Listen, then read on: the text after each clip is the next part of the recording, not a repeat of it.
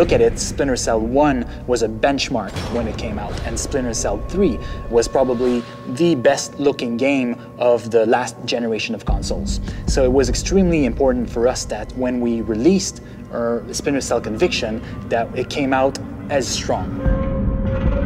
We came up with a bunch of things that are super interesting. So the first thing that we have is what we called projected text. So basically what we're doing is we're integrating in the environment the objectives that we're giving to the player. We'll actually be telling you what's happening or the information you wanted to know.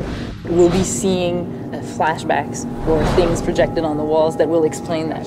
So everything is integrated in the environment, and it allows you to tell the story without taking the control from the player.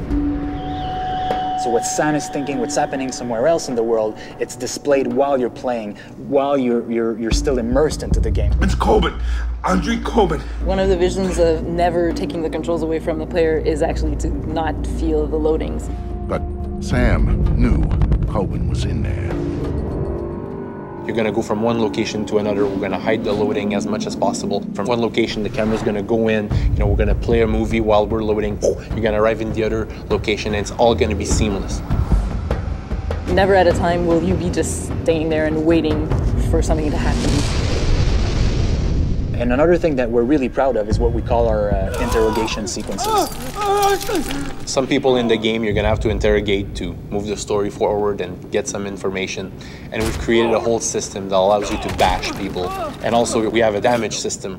So the more you beat up the guy to get information, well, the more he's gonna show like he's beaten up.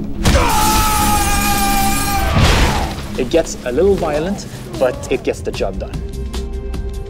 We wanted to have a unity of time and location because we find that that makes it a lot more personal for players. It's more interesting story-wise because the events are unfolding a lot faster. So Washington was a very interesting location for us because obviously it's the heart of the United States. It's also a very interesting location for Sam Fisher. He was working for the US government.